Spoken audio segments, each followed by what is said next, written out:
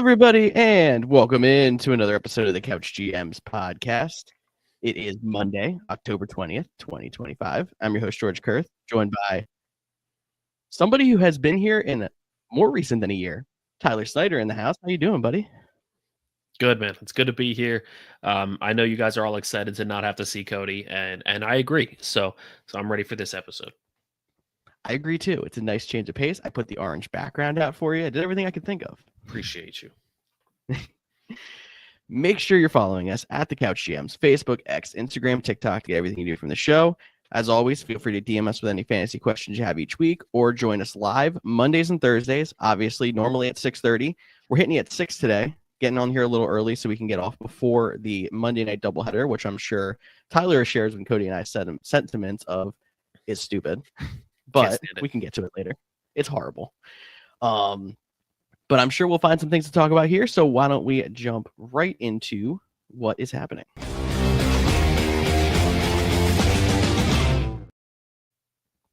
That's honestly gone way smoother than I expected with having to hit the buttons because Cody decided to bail, but it's all good. So far, so good. I'm going to start with injuries. Thank you. Appreciate you.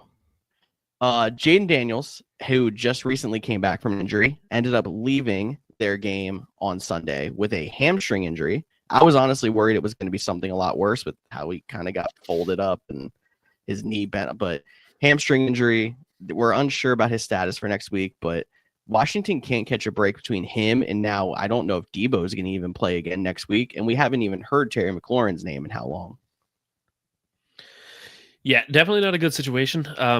And it sucks because the Commanders had such a good year last year, came in with such high hopes, and they're just getting beat up. They're just struggling to stay healthy. I wonder if they're regretting the trade of Brian Robinson at all, because he has looked good in his. It's been very limited when he does come in, but he has looked good when he does come in. Bill is not looking quite as exciting as people were hoping. But yeah, I agree with you. Jaden Daniels, when he went down, I was like, oh man, that's it. That's the season. He's done. But luckily it's not quite as bad. Hopefully he can come back soon. Hoping the Commanders can bounce back because they're a fun team to watch. Agreed. And this is where I would normally follow up being like Marcus Mariota in there. How are we feeling about their fantasy assets? But I think part of it is like, how do we feel about the assets that have to come in if we still don't have Debo, still don't have Terry? I mean, I was pumping up Luke McCaffrey to you over the weekend, but it's still Luke McCaffrey. It's not anyone special. Yeah, no, I'm not liking really any of the other options. I'm pretty much, it's if you need to stream a tight end or if you just need a filler, Zach Ertz is a good fill. But outside of him, I really don't like any of the options that are filling in for the injuries.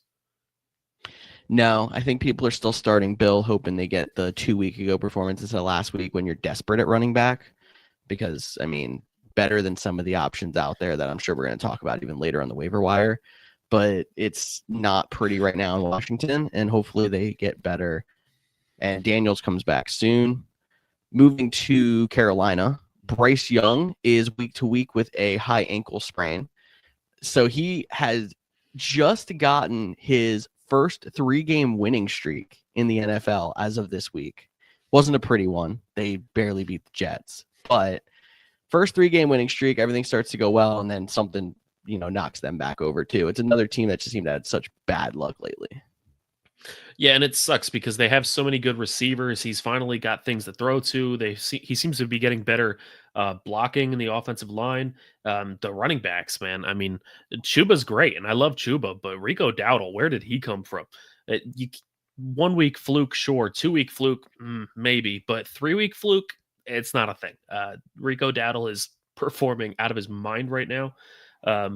Hopefully Bryce Young can bounce back quickly because, like you said, they're finally winning some games. It's exciting. They're another team that's just fun to watch. We always like to root for the underdog, and they've been an underdog for so long. It'd be really cool to see the Panthers start winning some games. And I don't think they're going to win too many with Bryce Young down.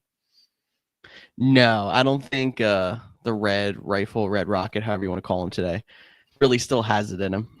No. But that hurts for people who are relying on Ted McMillan, and I know that's been an up and down situation either. I kind of willed him into a touchdown 2 weeks ago, and now this week was another dud.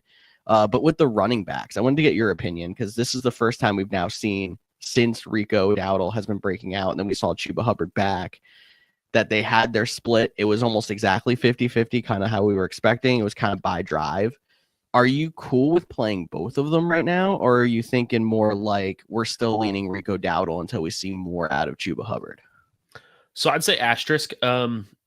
If Bryce Young plays, then you can consider starting both of them. I would play Rico Dowdle in your flex. He's not like oh my gosh, I got to get him in my lineup. But as a flex play, I think he's definitely in there. Chuba, if you're really short on running backs, got buys, got injuries, or again, a flex play, I think you can play Chuba. They're not people I'm rushing to get into my lineup until one really starts to take a step forward. I will say if Bryce Young is out, though, they're going to be watching the runs so much more closely, so I wouldn't start either of them. I can get you there. The only thing I have is the argument, and I mean, it's for Chuba, but I guess it could be for that run scheme in general. Look how bad they were last year and how good Chuba Hubbard was despite it. Like, it almost seems like they've defied the odds of normally you want to get running backs on good teams. He was a really good running back on a really bad team.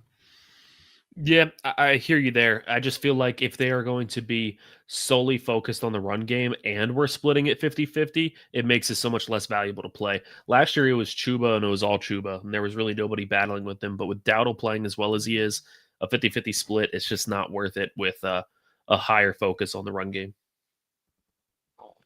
That makes sense. And I'm sure we're going to have plenty of updates on Bryce Young as we get through Thursday and into next week. So make sure you're staying tuned, like, and subscribe.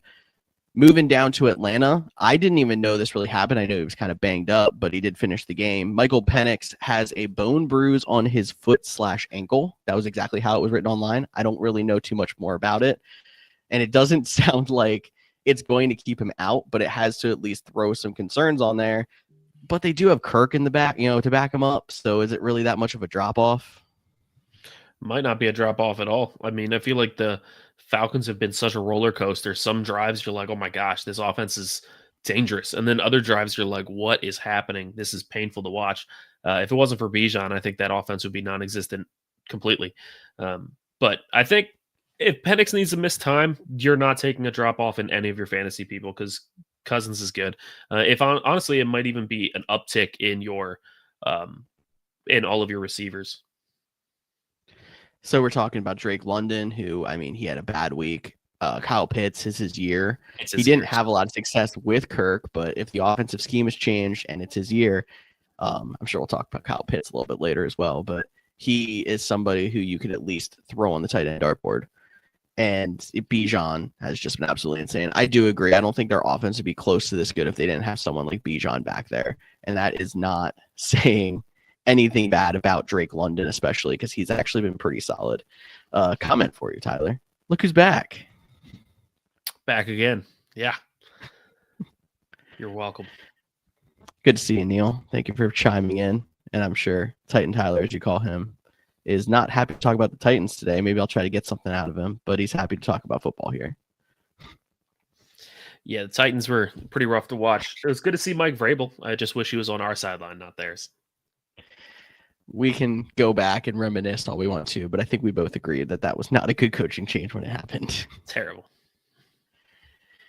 Going to running backs, I'm going to start with New Orleans' Kendre Miller, who were kind of having hope would take over for Alvin Kamara if a trade had happened. He tore his ACL.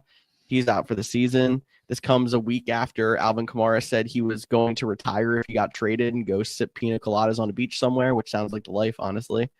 But I think we've now ended that dream completely. And obviously Kendre Miller not back this year, and Alvin Kamara is staying in New Orleans.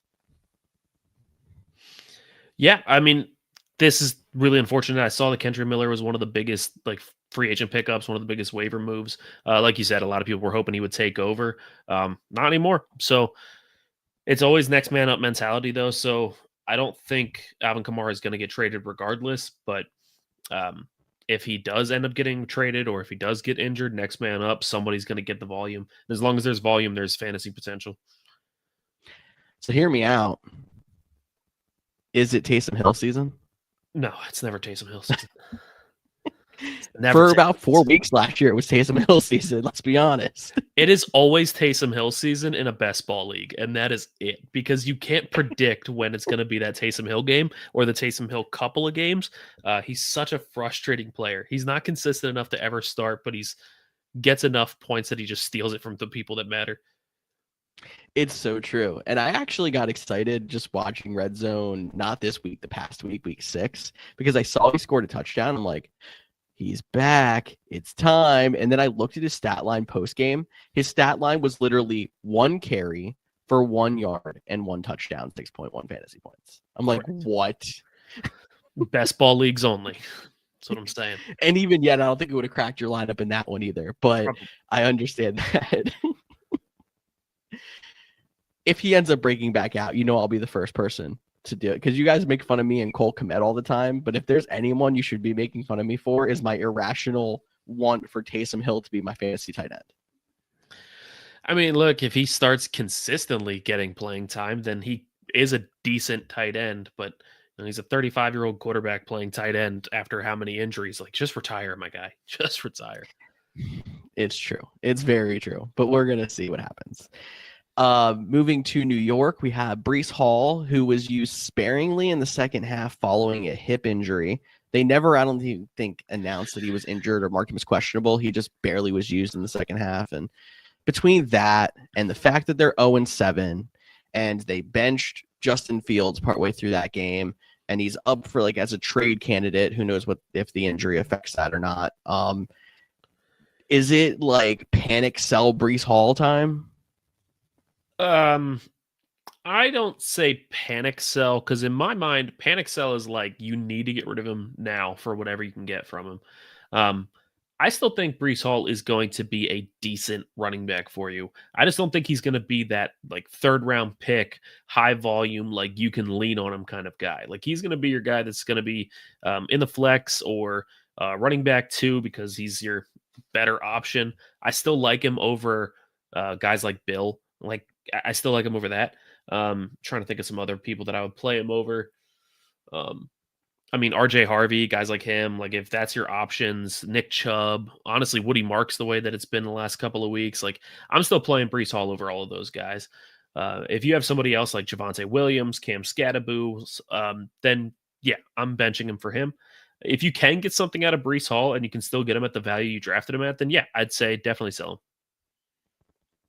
I'll throw a couple names at you just because I want to get a value, and I know it's hard to think of names on the fly. So how about either of those 2 Carolina backs, Hubbard or Dowdle? I would take Breece Hall over either one of them only because of the volume, but it is close. Okay, that makes sense.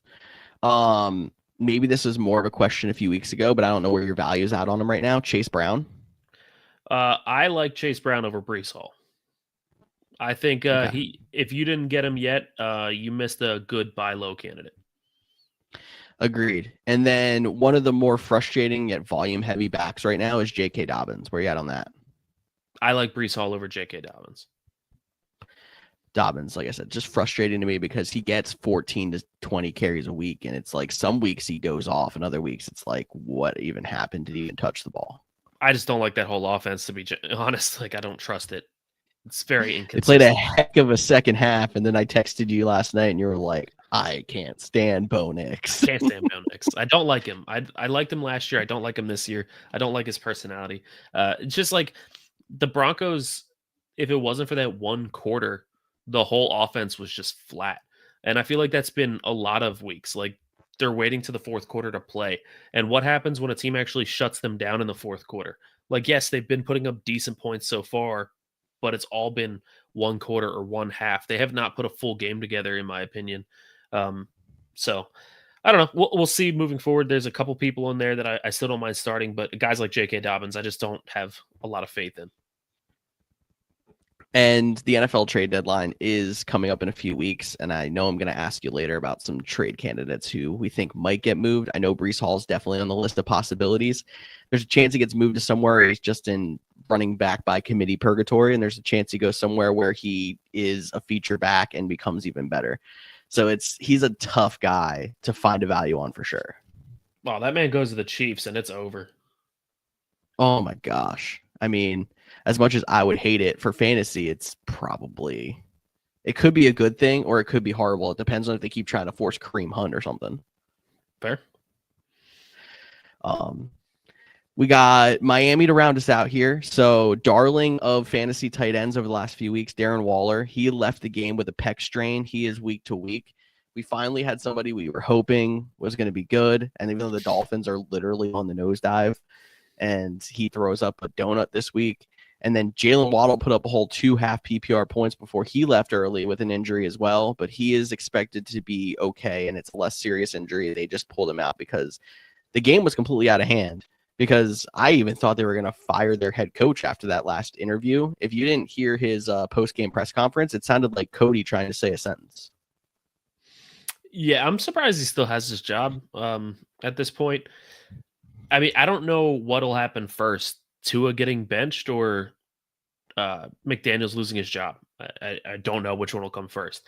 And one might cause the other. We don't know. But it's a bad situation. And the Dolphins are such a high potential team with so many fun players, and they're a team that you just kind of like to root for. There's not a lot of people that hate the Dolphins unless you're in that division, and it just sucks to see their whole team just falling apart. It's embarrassing to kind of watch the game. It's hard to watch. I think ever since Tyreek went down, the whole fan base kind of just gave up, and the team kind of gave up. That's the way it feels to me, at least. It does, and it's not like they were really even out of it. I mean, they were a one-win team, but you had to recognize how much talent they have on that roster, and it just never turned into anything. I'm trying to pull up because they did actually bench Tua for Quinn Ewers when it was out of reach, and it's hard to judge how a quarterback's going to look when he's coming in an absolute snoozer of a game and the defense is playing prevent. He did go 5 for 8 for 53 yards. Fine. But it that wasn't a really pretty 5 for anything. I can tell you, I watched it. It wasn't pretty. They were also facing the Browns, which the Browns are not a good team, but the Browns are a good defense. Browns are a very good So if I have defense. to give them any credit for anything, it's that. But even yet, the Dolphins should have been able to handle them a lot better than a 31-6 loss. Brandon, who I know is a Dolphins fan, all Dolphins need to be benched. I don't know about all of them, but I get your frustration, and you're not entirely wrong. Yeah, I mean, it's hard to put Devon A-Chain on the bench, but if I can see where you're coming from. Hey, I get the same way. As a Titans fan, I've been there so many times where I'm like, don't play any Titans. Everyone's trash. I hate them all. And honestly, you don't want to start any Titans, but that's besides the point. Yeah. So I had a debate with Cody last week where he was saying like Waddle and Achane are also candidates that could be traded at the NFL trade deadline. And I'm like, I don't see that happening. I can't imagine them moving on from them too. But now that this happened since we haven't heard your opinion, where are you at on, will the Dolphins sell pieces like that? Will they or should they is two different answers. Well, give me your answer for both then. Will they? No. I think the Dolphins are not going to sell pieces. I think they'll sell pieces. Let me correct that. But I don't think they're going to sell anybody big. I think it's going to be some, depth pieces on defense or depth pieces on offense. Like it's going to be some lower level guys for some lower level picks. It's not going to be anything crazy. Now, should they? Yes. And out of those two, would I trade one? Absolutely, I'm trading Jalen Waddle if I am the Dolphins. I love Jalen Waddle. I think he's high potential. He's an exciting player. He does a lot for you, but he has proven to have a lot of injury history, and he's very inconsistent as well. I mean, some days you're getting Jalen Waddle that looks just as good as prime Tyreek Hill, and he is putting up huge numbers. He is creating a lot of separation. And then there's other weeks where he just disappears, and he's just not your guy. And I feel like if they can get the name value of Jalen Waddle in a draft pick, they can probably bring in somebody that can stay healthier and put up more consistent production than Jalen Waddle. I was trying to think of a good place for Waddle to go because I don't really feel like he has excelled as a wide receiver one in his career. He was much better behind Tyreek Hill than he was whenever Hill was out and he was a number one. So he kind of needs to go to a team where he can slot in as a 2, be a gadget or field stretch type player. But a lot of those teams that would be looking for that, I don't necessarily like that would have an established wide receiver one that's a star, I should say. Like, I don't think they're really looking for a wide receiver in a trade. Like, behind Justin Jefferson, there you have Jordan Addison. Jordan Addison's playing fantastic. But like New England's looking for a receiver. I don't know if I consider Stephon Diggs that solid number one anymore at his age and how he's been. He's been inconsistent too. Kansas City's probably not going to be looking for a receiver anymore since Rice got back. He looks good. He plays a very similar role to Xavier Worthy. I don't think he really fits there, but Kansas City's done crazier things, so who knows? Houston, I think, would have been a good fit, but I don't think they're in a position to buy at this point. So that's another one that was like, oh, that's not going to happen. Indianapolis, though, might. Jalen Waddle and Indy, I mean, Indy is performing way better than they're supposed to. And I'm not blown away by any of their receivers. I know Michael Pittman has flashes, and I know Alec Pierce has flashes, but nobody on that team is like really stepped forward as a true blue number one. So Jalen Waddle doesn't have to be a number one. You could have 3 number twos that all perform equally good. And, it could be an even better offense. Might be a good fit there. Heck, add it 4 if you add in Josh Downs, who's shown flashes too. Yeah, fair. Very true. And I mean, Pittman's probably your most consistent there at that point, even though like I really wish Michael Pittman would step up to be a number one receiver. He hasn't. You're right. He's been the most consistent. Add Waddle into that mix. I do think that would make sense. They're so much better than I expect him to be this year. Yeah, Daniel Jones is not this good. Something's going to change. It just has to. I mean, either he's going to keep going and Giants fans are going to have a second person to be mad at getting rid of, or he's going to pull the end of season Sam Darnold from last year and fall apart like the Vikings did in the playoffs. I don't see anything in between. I hope he falls apart in the playoffs. It'd be great. I would love it. I mean, I don't like the Colts, though. They're in my division, so that's a rival. But still, for me, it'd be great to see him just fall apart. Spoken like a true Titans fan over there. Missed it. All right. We are going to go through the rest of week 7 by doing our reality check.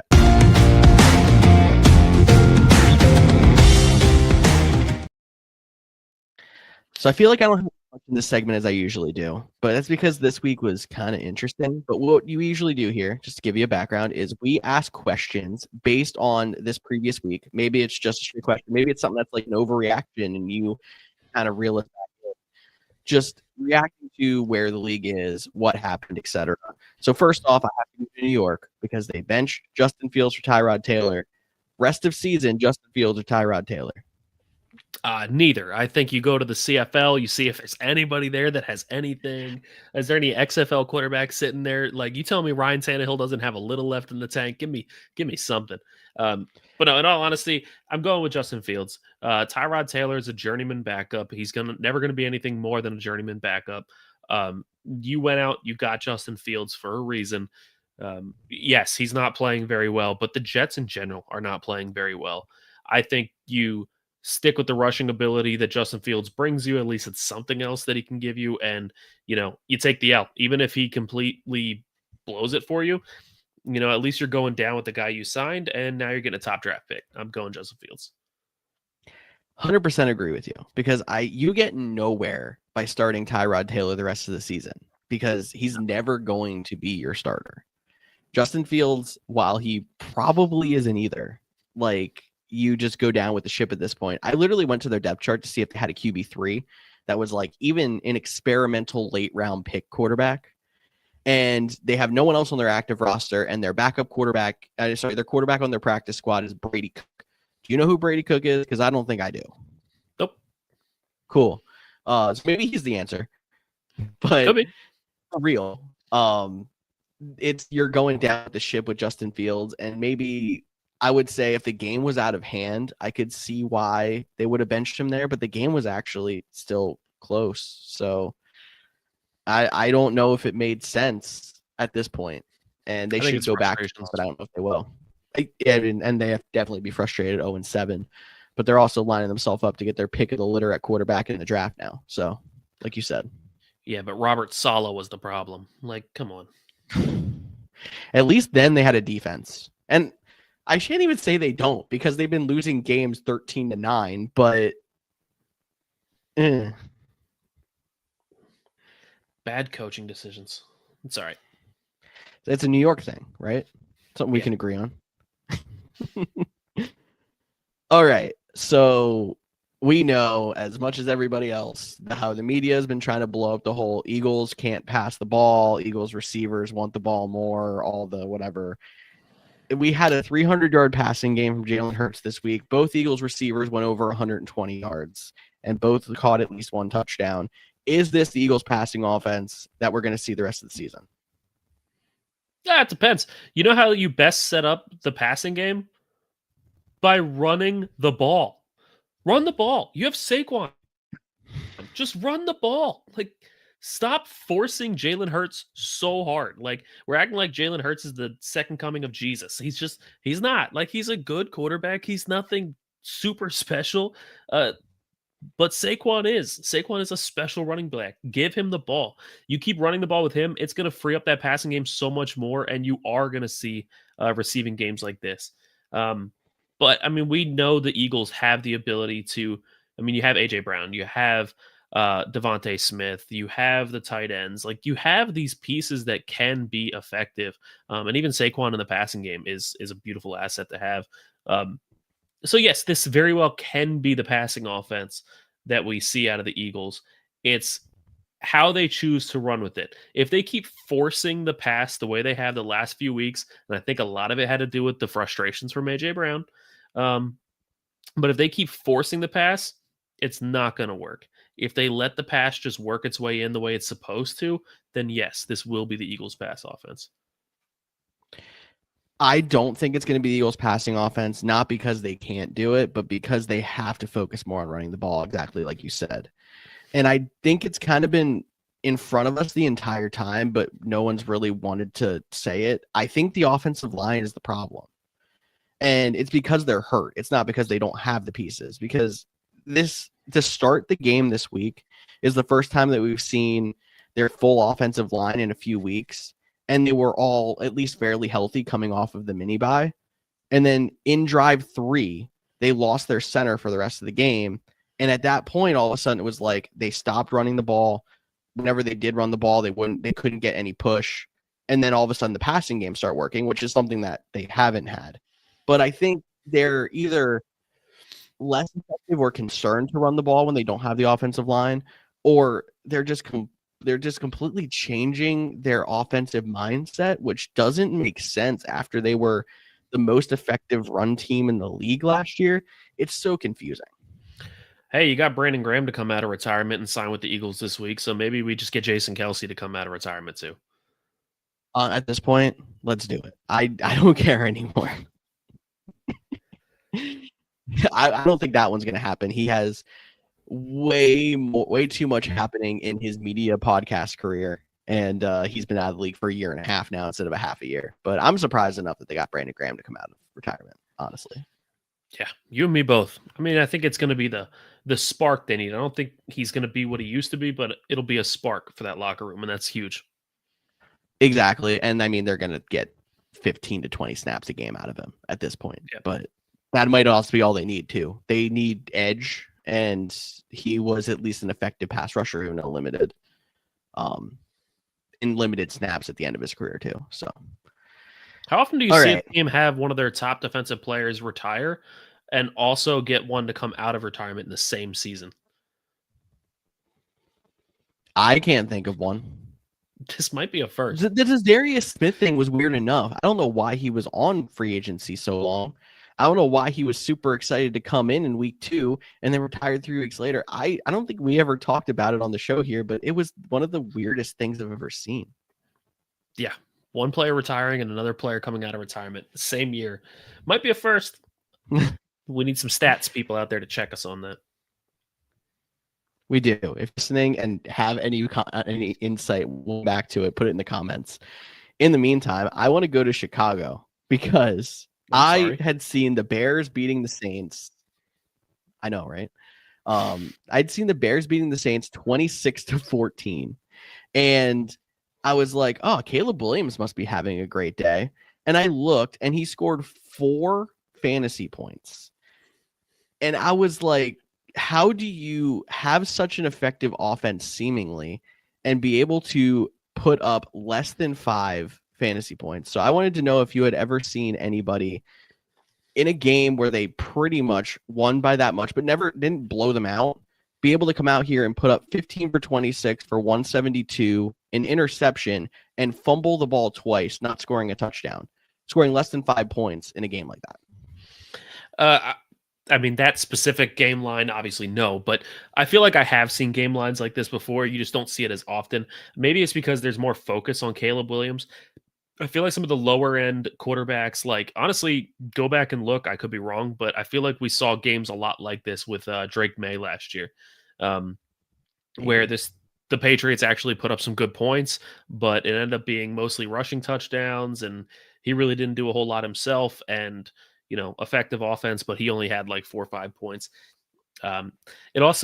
It probably isn't true, but it feels like every time I go into a Monday night game needing like 10 points out of my quarterback to win, this is the stat line that I get.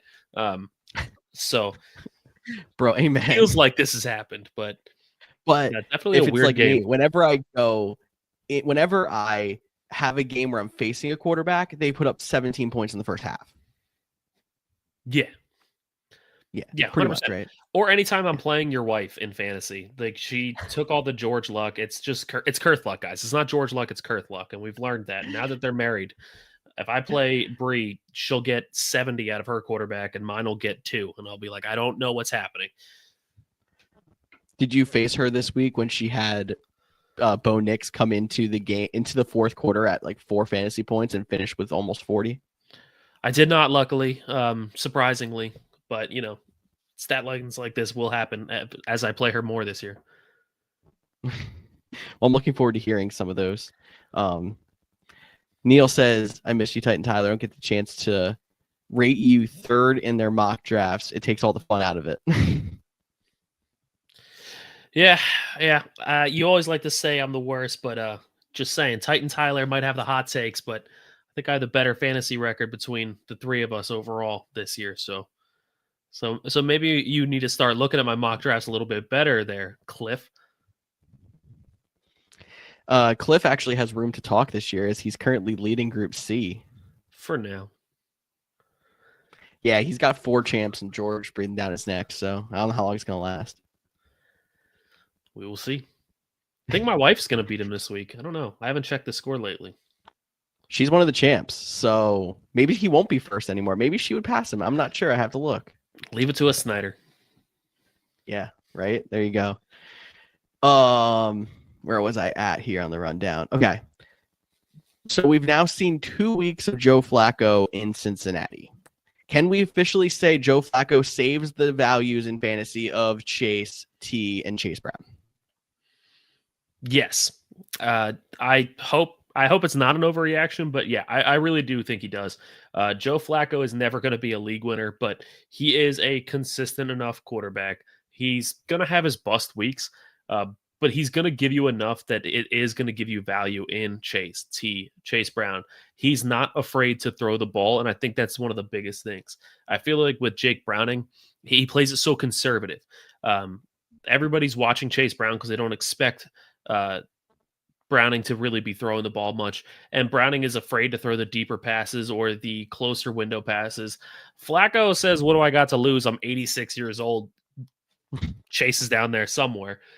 And I love it. And it's working. It's getting the offense more spread out, more open, more involved. And I do think it saves the value for all 3 of them.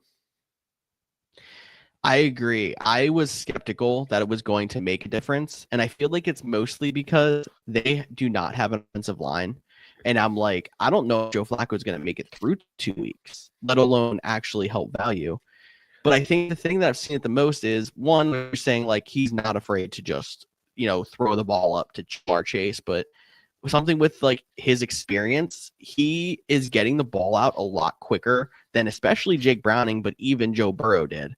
And that's really helping them mask the offensive line problems.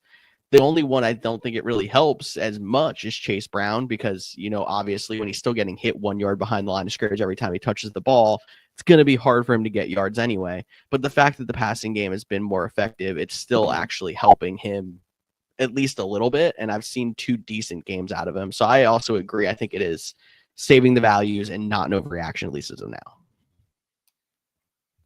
I hope so. As a Jamar We Chase needed owner, it, especially. And you spent that draft capital on him too.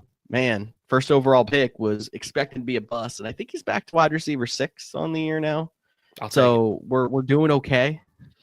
We're surviving at the moment. Hopefully, we thrive by the fantasy playoffs here.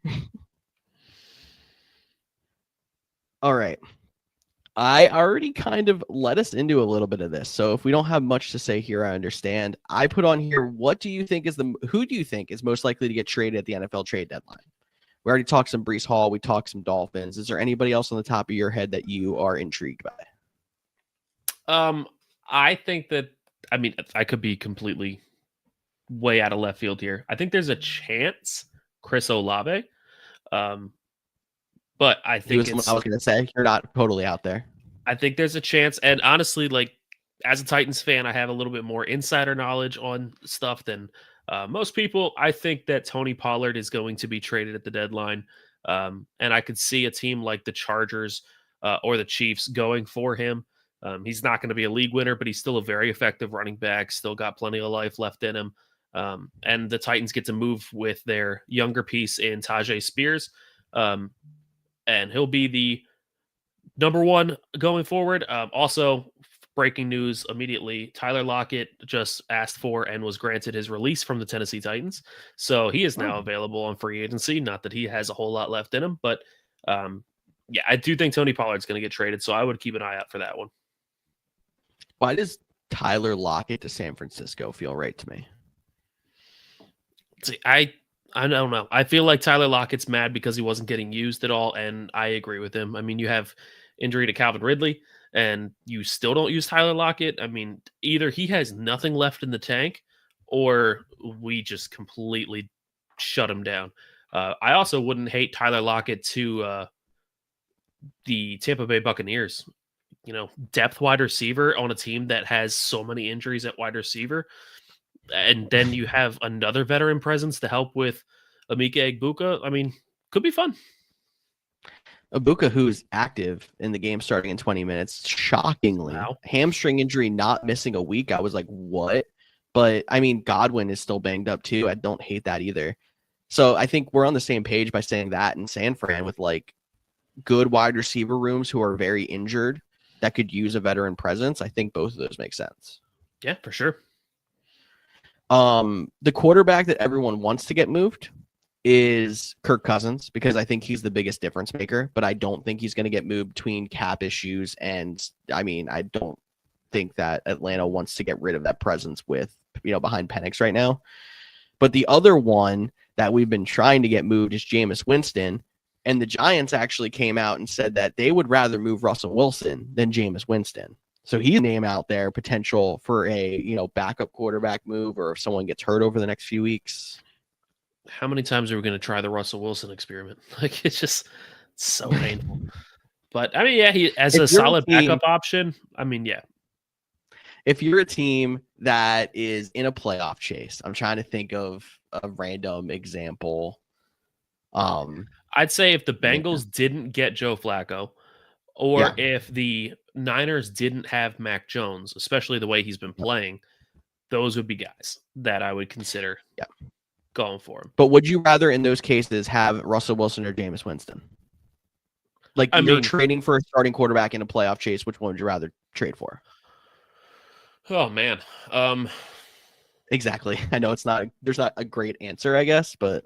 Yeah, that's tough. I mean, Jameis Winston is your guy that's going to bring more out of your offense, but he's also going to make more stupid mistakes, where Russell Wilson is going to play it a lot safer, but he's also not going to do much for you. I feel like if you're a team like the Bengals, where you have so many good pieces around you, or the Niners, where you have so many good pieces, you just need a game manager quarterback, Russell Wilson's your guy. Now, if you're a team that has like a little bit less pieces around you, but you need a quarterback, I would probably go for Jameis Winston. He'll bring everything out of you. Okay. So established playoff team, Russell Wilson. Borderline playoff team, take the Hail Mary on Jameis. Heck yeah. There we go. I like it. No, Chris Olave is a name that's been thrown around, especially since it seems like the Saints aren't moving on from Kamara. So I like that you brought up Olave at the beginning. And there's a couple teams that need receivers that I think he could fit in on, New England, Kansas City. Kansas and City then everybody. It's true. I mean, I think Olave to Kansas City lock it up, right? I don't know. I would have said that before we saw Rashee Rice come back out and look like he picked up right where he left off. And I don't know if they're going to go for somebody as high profile as that now, but I could be wrong too. And then I think we have to keep shutting down the rumors of like AJ Brown's not getting traded during the season. It's not happening. Maybe in the offseason after this year, but it's not happening at the trade deadline.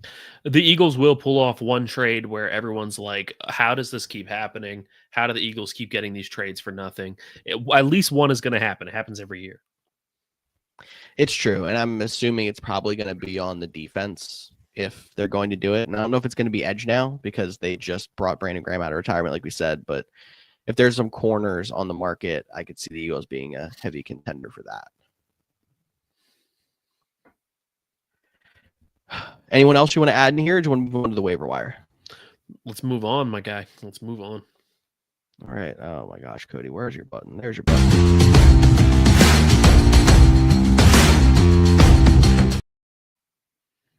How old were those players in that cutscene? I don't know. They probably look like us playing football, right? Man, it was like jerseys from like the 80s. What are we doing? I don't know, man. AI at its finest right there. I love it.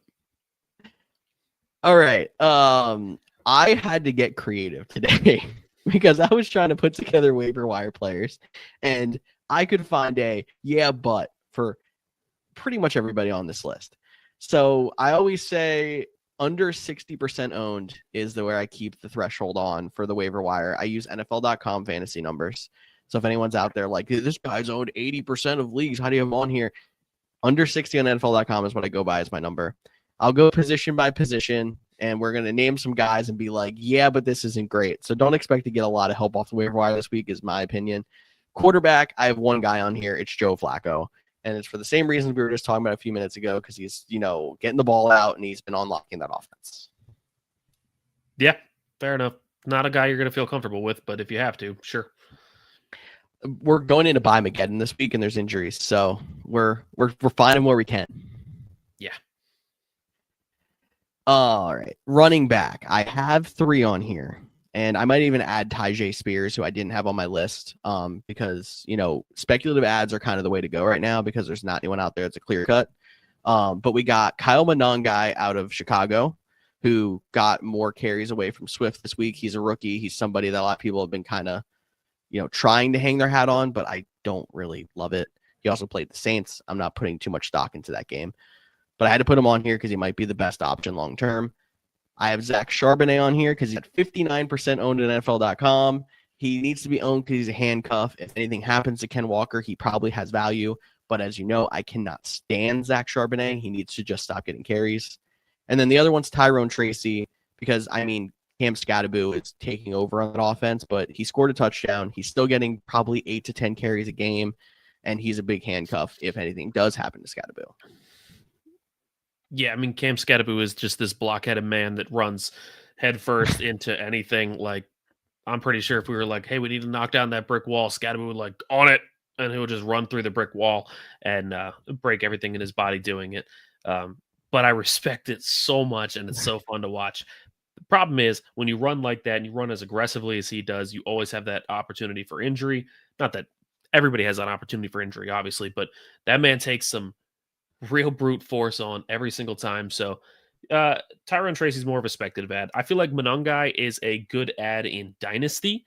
I will say that as a 7th round pick, I really didn't think he was going to be much, and I've let him sit there on free agency on Dynasty for quite a while where I'm like, man, I don't want to bite the bullet and pick him up, but maybe I should. You should. Now's the time. Dynasty, if he's still out there, go get him. Outside of that, look, it's not guys you want to throw into your starting lineup, but if you have to. Tyjae Spears, like you said, speculative ad in case Pollard is traded. Good move. Outside of that, nothing too pretty. All in agreement. I have no complaints there. And I've been hoping we get that big guy that's gonna break out and make you spend all your fab. And I feel like we haven't even had it this year. So who knows if it's gonna come up, but I think the big reason it's not gonna come up is because people are making speculative ads behind, grabbing handcuffs and stuff, because that's all the option we have right now. So keep that up. Try to find yourself a gold mine later. Moving to receivers, I have Travis Hunter on here because he finally had his breakout, and I was shocked to see he dropped to 59% available, or 59% owned on NFL.com. So if he's available, he's your best option at receiver. Other guys I have on here is Xavier Legette, who had a breakout this week, and Kayshon Boutte, who had a touchdown for, I believe, it was the second or third straight week. Yeah, I mean, I don't like Travis Hunter. I dropped him everywhere I have him. I have no interest in picking him back up, even with the touchdown. Like, I'm happy for him to get it. I still think he's an awesome player, but the way that they use him is just not worth fantasy. And that's okay. Some people are just good players and don't have to be fantasy players. Legette, I have really liked. I drafted him on a lot of best ball leagues. I feel like he was a forgotten about receiver because he had a really good year last year, and then people just kind of wrote him off this year with Ted McMillan coming in. But I don't hate the pick. There's just not enough. There's too many mouths to feed in that offense, which is saying a lot because it's the Panthers' offense. And then as far as Kayshon Boutte, I really like Boutte. I mean, I think it's a firm pickup. I think you really got to pick up. All right. You gotta go out and grab Boutte if you can.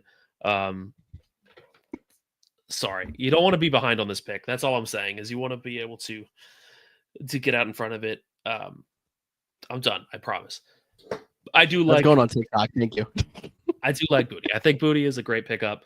He's been getting heavily utilized in that offense. He's got the deep threat ability, and Drake May is playing out of his mind this year. I don't think it's a bad pickup. It's 2 straight weeks of the touchdown. I mean, the target numbers are up and down, but it's not a bad pickup. And then tight end, I'm going to see if I say this name right. I'm probably not going to. Oronde Gadsden. I think it's Gadsden. The first name I'm totally lost, but I got Gadsden down. He's a tight end in LA for the Chargers. And the volume numbers have been picking up each of the last few weeks. And then this week he had over 10 catches and had a touchdown. In a week that we lost Darren Waller and we're going to have a lot of tight ends on bye, he's a great option to add play for a week. Yeah, as a 1 week pickup, sure. I can say that, you talked about Charbonnet earlier being annoying. Gadsden's really annoying this week. I remember we were in the red zone and I'm just like, okay, based off of all my fantasy leagues, I just need Vidal or McConkey or Keenan Allen or maybe even Quentin Johnston. Quentin Johnson in Dynasty. I have him in a sleeper league. I had to start him and I was like, okay, any of those 4 guys and we're good. And then it's like another one for Gadsden. I'm like, what are we doing? What are we doing? So it's just another annoying player, but hey, I mean, good for him. And if he does continue to get the volume, then yeah, it is a good tight end pickup. You're not wrong about it because Quentin Johnston hasn't been good because he didn't get anything this week. He was inactive the week before, but it's like they put him right in that spot, and that's what's keeping the value of Keenan Allen down, keeping the value of Vlad McConkey down. I'm glad McConkey's been better. He had 15 targets this week. Congratulations. We finally got some volume out of that guy we drafted in the second, third round. But that whole offense has a lot of mouths to feed. It's a good thing it's a good offense, but it has a lot of mouths to feed. Yeah, definitely annoying. It's a better offense than Carolina having too many mouths to feed, but still, you're kind of hoping for one of those pieces to really take a step forward because right now they're all right even, and it's annoying. Maybe the answer, and I don't know who they're playing next week, and he's probably going to be on the radar anyway with so many guys out. Justin Herbert's the answer because he's the guy that's the key factor in all of it, and he's been decent this year. Which is so funny because I started Justin Herbert in the league, and I was watching Gadsden and Allen and McConkey and everybody go off, and it felt like Caleb Williams. I went and I was like, oh, man, Herbert has to be killing it. And I went and looked at my stats, and I was like, he's at 10 points. We're in the third quarter. How is that even possible? But he did end up salvaging the game and having a pretty strong showing. So, but overall, I think Herbert has been a very underrated quarterback for fantasy this year. He was undrafted in a lot of leagues. I picked him up off free agency in a couple, and he is a top 10 quarterback this year. So um, I agree with you. Run with Herbert if you can. He finished that game really freaking strong. He had 420 yards. Yeah. What? No one throws for 400 yards in today's NFL. I love it. Man. And like I Can we said, get that every week? undrafted in a lot of leagues. I mean, he's up to 98% owned now. So, like, I mean, he's not going to be a stream or anything. But if you added him before everyone else did, congratulations. Because, yeah, he's been great. I have one on here that doesn't meet the threshold because I just wanted to mention him anyway because it's 61% owned, and it's Kyle Pitts because it's his year. It is his year. And it's confirmed. He's getting volume. We hope he gets in the end zone more. Somebody you can at least add and play this week if you need somebody for a bye. But I think you had the best waiver wire out of the week, so I'm going to let you take the lead for the last one on our list here. Yeah, so the best waiver wire ad of the entire week is the round 2 waiver wire ads. What I mean by that is there is Bimageddon, there is injuries, there is so much happening right now that teams are forced to drop people that they typically don't want to drop. And I can tell you that this week in one of our leagues of record, I just picked up DJ Moore off free agency because somebody had to drop him because of injuries. And you might be saying, well, DJ Moore is not playing that great this year. Okay, would you rather have DJ Moore or Kayshon Boutte or Xavier Legette, Travis Hunter? Yeah, I'm taking DJ Moore over all of those. I was able to pick up Mark Andrews. There is some other I know Cody just had a starting running back that he was able to pick up off free agency because he needed to. All you have to do is watch those waivers. After that first round of waivers, see who people are dropping and make that snag. Just click on it. You're putting in your waivers on Tuesday. Click on it Wednesday morning. See who people dropped. Put in that second round of waivers. That's where you're going to find your money. And you're going to have a lot less competition typically in the second round. I mean, even if a big guy gets dropped, not a lot of people look at it. So that is the best advice I've honestly heard when I was sitting here ripping my hair out earlier, trying to go through and find this guy, but like we basically did for the last 5 minutes. That's going to be your best answer. And you're just going to have to set yourself up for the rest of the season. And hopefully you have enough guys on your roster and you're not banged up enough that you can still go out there and actually make that move, or maybe even grab that guy on buy that's going to help you in the future that no one else can grab right now. Yeah, I can't tell you how many times we've looked and seen somebody made an ad and we're like, wait, he was available? Because we just don't even look at the transaction lists on Wednesday. You don't even realize it. And a lot of times if you go into free agency, you sort it by who's the most added person. Well, guess what? Those high owned people that are getting dropped because of buys aren't getting added very many places. They're not going to show up on that list. They still won't even show up when you look for that. So yeah, click on it on Wednesdays. I'm telling you, it's your best move. I mean, I added Rashee Rice in a league in week 2 because someone had to drop him for everything going on. And that wasn't even before buys. So yep, there you go. I heard that you had an oddball fact, and I know we miss it. So I want to hear that before we jump into the very quick Monday night preview before these games start. All right. So we don't have a bumper, correct? I just want to make sure. No, I don't think I have it in here anymore. No, I do not. You're welcome to everybody out there for getting George's voice to get that level. That pitch right there, that was pretty great. Puberty's hitting him really strong. So my oddball fact, this one comes to you from NFL Red Zone because this one blew my mind and they dropped this fact on me.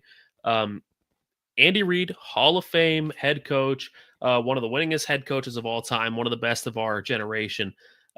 This week was the first time that Andy Reid has had a regular season shutout in his career as a head coach.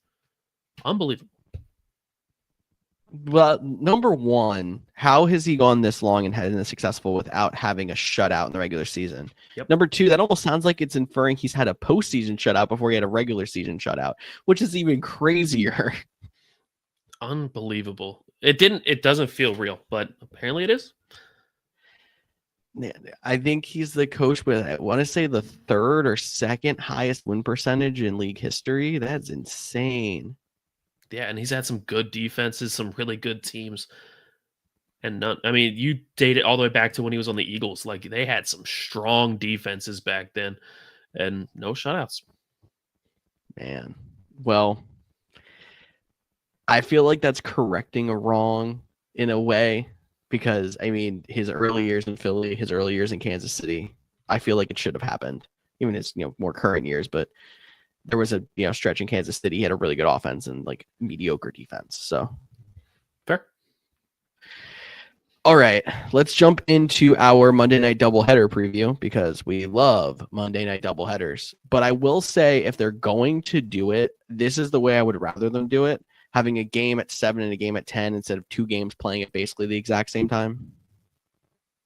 Oh, I disagree. I'm in bed by 9. This 10 o'clock start thing sucks. I'm not even saying I'm watching the whole 10 o'clock game. I probably watch the first quarter at best, but I don't know what it is about. Like, I get frustrated watching the 2 games at one time on a Monday night. I'm like, this is for Sunday. I want the witching hour, and that's it. Give me like a 6:30 and an 8:30 game, or 6:30 and an 8:15. I think that's my favorite stuff. I'd feel better about that because you can either shut off the early game early if it's like a blowout, or you play it out and then you're like, okay, let's pick this up in the second quarter and we'll figure where we're at. Just stop doing Monday night doubleheaders. That's the real answer. I mean, they gave them the Saturday games near the end of the year. Give them some other random game somewhere and get rid of the Monday night doubleheaders. That's fine. But anyway, at least we have some decent games here. First off, the game starting in a few minutes. Bucks at Lions, and Emeka Ibuka playing on a hamstring injury on 9 days rest or 8 days rest is absolutely crazy to me. And even yet, Tampa Bay is an underdog by 6 points. I went out and found a new quarterback to start because I didn't trust Baker Mayfield without Chris Godwin, Jalen McMillan, Ibuka, Mike Evans, and now suddenly his 2 best receivers are both playing. So wish I would have just kept him starting and trusted him. But hey, good for Ibuka. I'm hoping he doesn't re-aggravate anything. I'm hoping Evans doesn't either. This is a really exciting game, and honestly, I feel like it can go either way. I do too. I was surprised to see that the spread was so big. The over-under at 54, like I could see this being a massive shootout, even though both teams have had decent defenses, at least at times. Tampa Bay maybe even more so than Detroit. But this is the game where if you're leading and facing people in a fantasy matchup, you're just like clock run faster. Yeah, I mean, then again, every time we've seen 2 powerhouse offenses face each other and we're like, this is going to be a shootout, it almost always seems to be a low scoring game somehow, except for that one Rams Chiefs game that ended up with 100 combined points. But outside of that game, like usually you don't see the shootouts like you're expecting. It's usually when it's like, Panthers versus Jags, and suddenly it's 48-45, and it's like, what just happened? It's like, I've never heard of this guy, and he's got 2 touchdowns, and Ted McMillan decided to score today, like that kind of thing. Yeah. Maybe it's the offense to try to do too much in this case when you have a situation where you have 2 powerhouse teams going against each other. Yeah, defenses step up when they know they're facing a top offense. They want to prove their points. So, yeah, maybe they just get too fancy. Who knows? Well, by your logic, the high-scoring game of the day then is going to be Texans at Seahawks. Probably. Houston's an underdog by 3 points in that. The over-under is all the way down at 41.5. And so the Texans have one of the best defenses, at least in fantasy so far. But the Seahawks have JSN, who has been a top 5 wide receiver. Sam Darnold is on a stretch of, I think it's 5 straight games of 16 or more fantasy points. And I was the one who kind of stuck my neck out and was like, even though it sounds like a horrible matchup on paper, I'm playing Sam Darnold in this game. So I'll leave you. Am I dumb for that? No, I mean, that Sam Darnold is honestly a better quarterback than we gave him credit for. And if JSN is going to keep putting up the points he's been getting, it needs to come from somebody. So Sam Darnold's going to put up points. That's just what it is. And then let's also follow that up with, I'm glad it doesn't matter anyway, because I already won my World Cup matchup without him. But I had him. I mean, that is solid. Good for you in the World Cup. One of us needs to make it. So, I mean, Group C, Cliff Neal, who chimed in a few times in the chat, me and 4 champions. It's going to be an uphill battle. It's an uphill battle just because it's you. Thanks. Appreciate it. Oh, I meant Neil. Sorry. Oh. Anything else you want to add on either of the games, or are you ready to get out of here? So I will add one more thing here. I have a bet of the week. Okay. It is a really out there parlay. But we like to have some Monday night fun. So I think that we are going to have 4 touchdowns total from all people that started the season as backup running backs. So we got Rashad White, David Montgomery, Woody Marks, Zach Charbonnet, all anytime touchdown, all backup running backs to start the year. They're all going to score tonight on the Monday night doubleheader. If you put $5 on it, you would win $152. It's a big payout for one of yours here. You don't normally go that high. I usually don't. Usually I stay a little bit more conservative. And remember, I am not a financial advisor. Please just take my words with we're having fun here, and that's it. Bet $1 if you're going to bet. It's fine. Yeah. If you have a gambling problem, call 1-800-GAMBLER. Please bet responsibly. I think that's the things we're supposed to say. Yeah, all of those things. I said we were almost done here. Fan question before we get out of here. Okay. From Twitch, Swim Diamond said, would you trade Jefferson and Judkins for compact disc lamb? You are the Jefferson and Judkins owner? Absolutely not. No, I'm holding on to both of those guys. Jefferson and CeeDee Lamb can honestly go hand in hand on who's going to be better. I think CeeDee Lamb will be a little bit better than Justin Jefferson just because he has a better quarterback this year. But Judkins is proving that he is a solid running back. He is honestly probably every week starter at this point. I'm keeping Jefferson and Judkins. I do not want CeeDee Lamb in that trade. I think Jefferson is a little bit of a roller coaster this year, but he is solid. Lamb is probably slightly better, but I think it's slightly. I don't think it's worth the boost of Judkins because, like you said, a solid RB2 at this point. Yep. And I honestly don't think they're going to have to lean as much on CeeDee Lamb down the stretch as they have in the past because George Pickens has looked good. Yeah. Pickens was a great move by the Cowboys. Oh, yeah. That he has way exceeded what I thought he was going to do. Props to Cody for going out there and sticking his neck out for him multiple times in the offseason. I mean, I don't want to give Cody too many props, but he got that one right. Very true. Anything else before we get out of here? It's been really nice having you on, Tyler. We got to do this more often. No, guys, it's good to be here. I'm glad I could give you a break from Cody. Glad to have you in here for break from Cody. I got to find where he has his buttons, and we'll bring in the outro music and start to get us out.